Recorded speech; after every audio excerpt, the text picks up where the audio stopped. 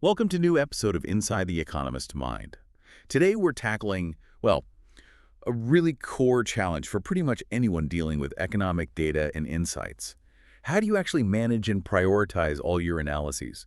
Especially when deadlines are tight, demands are high, you know. Absolutely. It's constant, isn't it? Whether you're prepping for a big meeting or just trying to keep up with everything changing so fast. Right, or maybe you're just feeling buried under this mountain of data, knowing where to put your focus first. That's really critical. And look, this isn't just abstract theory. We've actually been digging into some online discussions where economists, analysts, people in the field are sharing their actual strategies for handling this pressure. Okay, so like practical tips from the trenches? Exactly. It's like tapping into a collective brain trust, real experience being shared. Good stuff. Our sources today are basically these candid online chats, people sharing what really works when you've got that stack of analysis tasks and the clock is just ticking. Yeah, relentlessly. So our mission today, our goal for this deep dive, is to pull out those really actionable techniques, the insights that can help you manage your economic analysis priorities without hopefully feeling completely swamped. Okay, let's get into it then. So when you're looking at a bunch of deadlines, I think the natural thing, the instinct is just tackle what's due first, right? It feels logical, yeah. Yeah. Deal with the most urgent thing right now. But someone we saw discussing this, Mojtaba Khosravi, made a really great point. You've got to look beyond just the date. Okay, how so? Well, he emphasized that not all deadlines really carry the same strategic weight.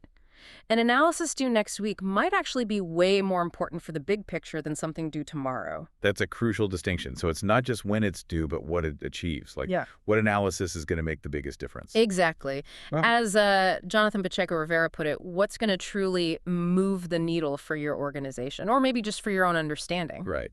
Moves the needle? I like that. Yeah.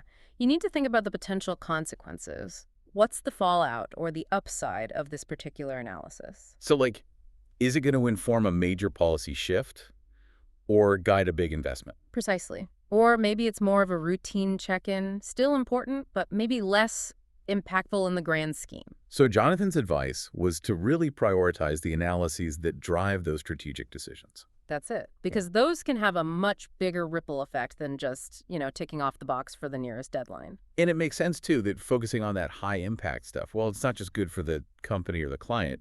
It probably helps build your own reputation, right? Shows you get the bigger picture. That's a great point. It shows strategic thinking. Okay, so urgency versus importance. Got it.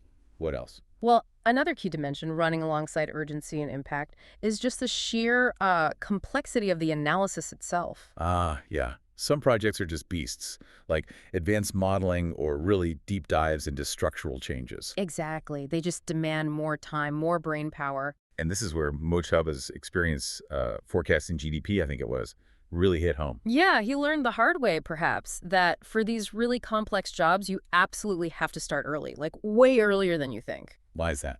Just takes longer. Well, yes, but it's also about building in slack. You need a buffer, for unexpected things like data revisions, or maybe your model needs tweaking, or Your first hypothesis just doesn't pan out. exactly, happens all the time. So getting that head start on complex tasks lets you be more thorough, more accurate, and frankly, it avoids that horrible last-minute rush. Yeah, the rush where mistakes happen, or you have to cut corners on quality. Okay, so factoring complexity, start early, makes sense.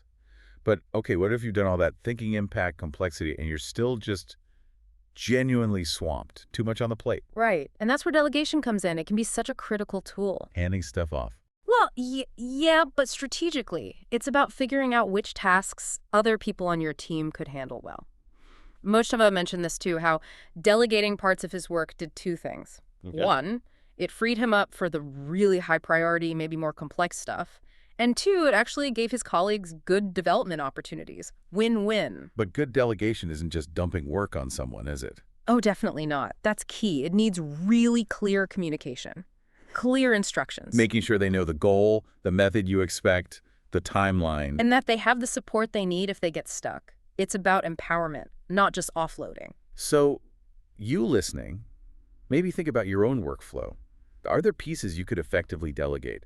Free yourself up for the core strategic thinking. It's about leveraging the whole team's strengths. Okay, delegation. Good strategy. Now, the economy. It doesn't exactly stand still, does it? Huh. No, definitely not. It's anything but static. New data pops up, policies shift overnight, some unexpected event happens. And suddenly, your carefully planned analysis priorities are thrown out the window. Exactly. Which brings us to the importance of staying flexible. You have to be adaptable. Yeah, I saw Irina Relian and Mujtaba both really stress this. They did. You need to regularly kind of step back and reevaluate your priorities. What seemed critical last week might be less so now because of, I don't know, a sudden market shock. Or a big policy announcement? Right. You need to be ready to pivot. Mojitaba talked about experiencing this during a market downturn. What happened? He basically had to drop a longer-term forecast he was working on and immediately switch focus. Provide instant analysis on what was happening right now, because that's what his clients suddenly needed most urgently. So that flexibility is about staying relevant, making sure your work addresses the most critical questions today. Precisely. Timely insights are key. Okay, so flexibility is crucial. Now, underlying all of this, Mm-hmm. we can't really talk about managing deadlines and priorities without touching on good old-fashioned time management, can we? No, you really can't. It's foundational. We're talking about the basics, but they're basics for a reason. Things like breaking big projects down. Into smaller, manageable steps. Yeah. Setting milestones along the way. Exactly. Little interim deadlines to keep you on track, using tools, calendars, task lists, whatever works for you. And Satya Narayan mentioned something important too. Which was? Blocking out time, dedicated chunks of time for focused work, trying to minimize the constant switching, the multitasking temptation. Oh yeah, multitasking is often just less productive in the end. It really can be. And effective time management, as Jonathan pointed out, isn't just about efficiency, it actually helps reduce stress. Which helps you maintain higher standards even when things are hectic. Right. And Satya also had a couple of other practical tips, like really clarifying the scope and the requirements right at the start of an analysis. So you don't waste time going down the wrong path. Exactly. And also, leveraging existing research. Don't reinvent the wheel if you don't have to. And streamlining your data, work anything to save precious time. Okay, so lots of practical time management tactics there. Yeah, they all add up to feeling more in control, less overwhelmed by the sheer volume of work that economic analysis often involves. All right, so let's try and wrap this up. If we boil it down, when you're facing that heavy workload, those tight deadlines in economic analysis, what are the key things to remember? Okay, number one, prioritize based on impact, but balance that with a smart look at urgency. Don't just chase the nearest deadline blindly. Right. Then factor in the complexity. Start those really demanding, intricate projects early. Give them breathing room. Third, delegate strategically.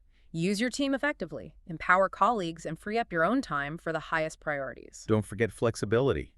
Be ready to adapt as the economic landscape shifts.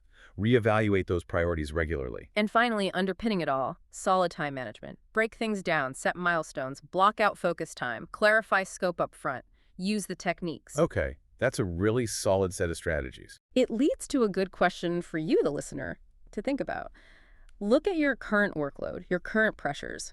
Which one of these strategies, focusing more on impact, tackling complexity earlier, delegating more, being more flexible, or maybe just tightening up your time management, which one could give you the biggest immediate boost right now?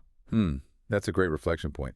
Think about how adopting even just one or two of these might really change your approach, maybe lead to more impactful work and hopefully a bit less stress along the way.